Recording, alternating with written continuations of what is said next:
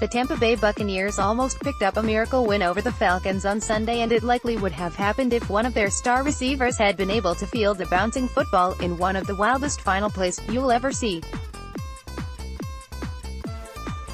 The Bucs came up just 6 yards short of the end zone as time ran off the clock in their 34-29 loss at Mercedes-Benz Stadium. The craziness started when Tampa drove down to Atlanta's 20-yard line with just 7 seconds left to play.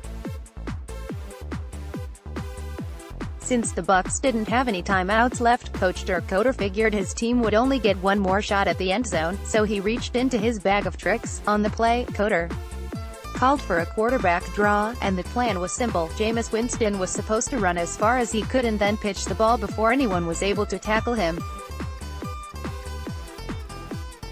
Winston pulled off his part perfectly as he ran down to the Falcons' 11-yard line. With Falcons defenders closing in, Winston pitched the ball slightly behind him with the hope that it would land in a teammate's hands, and that's when things got crazy.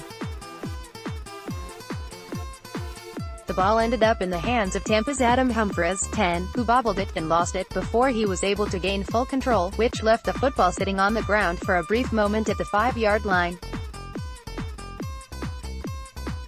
At that point, Mike Evans picked up the ball and proceeded to make one of the most impressive football moves that you'll never see again. Evans came off his block, picked up the football and then lateraled it as he was being spun around by multiple Falcons defenders.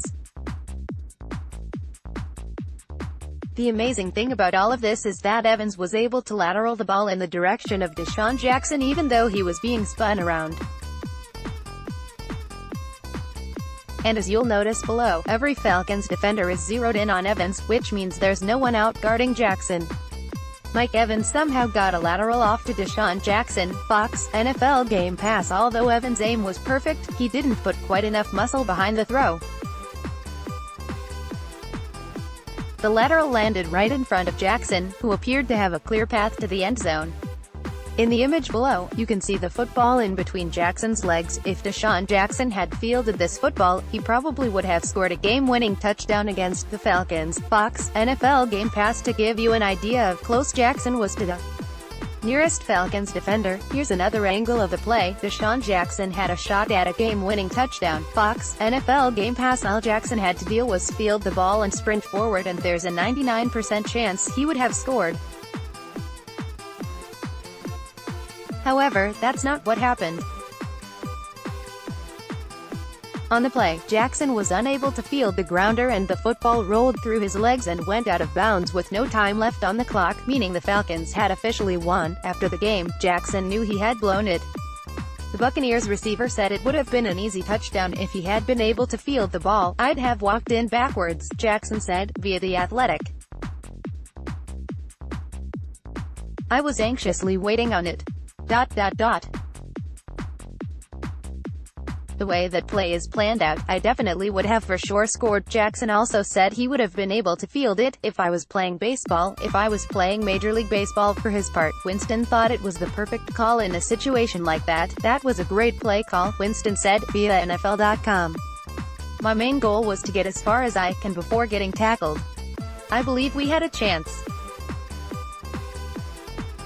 The ball bounces our way and we aren't questioning that call." As for Koetter, he thought the play made sense because it kept the ball in Winston's hands while also giving him plenty of options.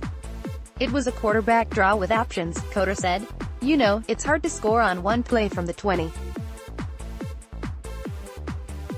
So, Jameis had options, but when you're going full speed on one play to win from the 20, it's just tough.